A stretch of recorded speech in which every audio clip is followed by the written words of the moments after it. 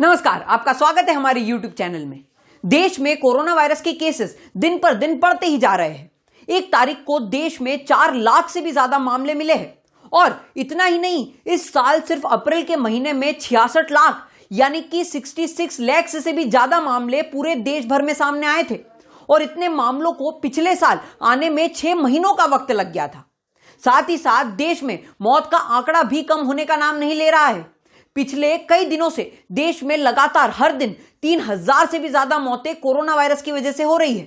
अब इन सब आंकड़ों को देखकर लोगों के मन में एक सवाल बहुत तेजी से उठ रहा है कि क्या भारत में फिर से पिछले साल की ही तरह 21 दिन का सख्त और देशव्यापी लॉकडाउन लगाया जाएगा, या फिर यूं कह दे कि पहले लोग पूछ रहे थे कि लॉकडाउन कब तक चलेगा, तो अब लोग पूछ रहे हैं कि आखिर लॉकडाउन कब लगेगा।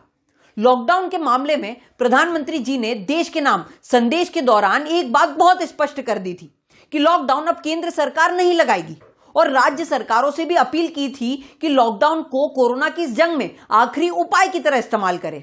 मगर आज जैसी स्थिति हो गई है उसके अनुसार कोरोना और हमारी ज्यादा जंग बची नहीं है और लॉकडाउन इसका आखिरी नहीं बल्कि एकमात्र उपाय बचा है।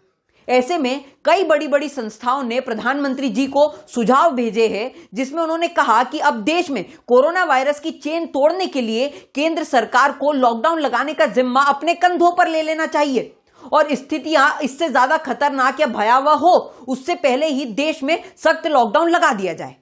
एम्स के चीफ रणदीप गुलेरिया जी ने एनडीटीवी को एक इंटरव्यू के दौरान कहा कि देश के हेल्थ केयर सिस्टम पर उसकी सीमा से कई गुना ज्यादा दबाव पड़ रहा है। ऐसे में सरकार को बढ़ते हुए मामलों की गति को कम करने के लिए जैसा सख्त लॉकडाउन पिछले साल मार्च के महीने में लगाया था वैसा ही लॉकडाउन उन राज्यों में लगाना चाहिए जहां पर पॉजिटिविटी रेट 10 से भी ज्यादा है, जैसे कि महाराष्ट्र, गोवा, छत्तीसगढ़ और केरला।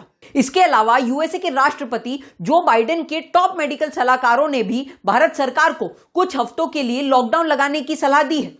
यूएस के चीफ मेडिकल एडवाइजर डॉक्टर फॉची का कहना है कि लॉकडाउन किसी को भी पसंद नहीं है, मगर तब जब वो 6 महीनों के लिए लगा दिया जाए।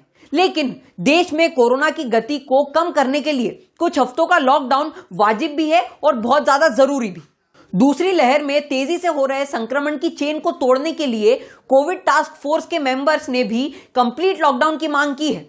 इन मेंबर्स में एम्स और Indian council of medical research ICMR के बड़े बड़े अधिकारी शामिल हैं। आईसीएमआर का कहना है कि कोरोना की दूसरी लहर का पीक आना अभी बाकी है और इन स्थितियों में संक्रमण की चेन तोड़ने के लिए 2 हफ्तों का पूर्ण लॉकडाउन बहुत ज्यादा जरूरी बन जाता है। अब ऐसे में एक सवाल हमें केंद्र सरकार पर भी उठाना चाहिए कि जब देश में मात्र 1500 के आसपास ही मामले आ रहे थे पिछले वर्ष, तब उन्होंने बिना किसी सलाह के, बिना किसी कंसल्टेंसी के पूरे देश में इतना सख्त और स्ट्रिंजेंट लॉकडाउन लगा दिया। और आज जब देश में 4 लाख से भी ज्यादा मामले आ रहे हैं, रोज 3000 मासूम जाने कोरोना के हत्थे चढ़ रही है, तब इतनी सारी लोगों की मांग के बाद भी देश में लॉकडाउन क्यों नहीं लगाया जा रहा है? केंद्र सरकार की ऐसी क्या मजबूरी है कि वो देश में लॉकडाउन नहीं लगाना चाहती है? खैर, अभी जैसे समीकरण बन रहे हैं उस हिसाब से तो देश में लॉकडाउन की सख्ती को बहुत ज्यादा बढ़ाया जा सकता है।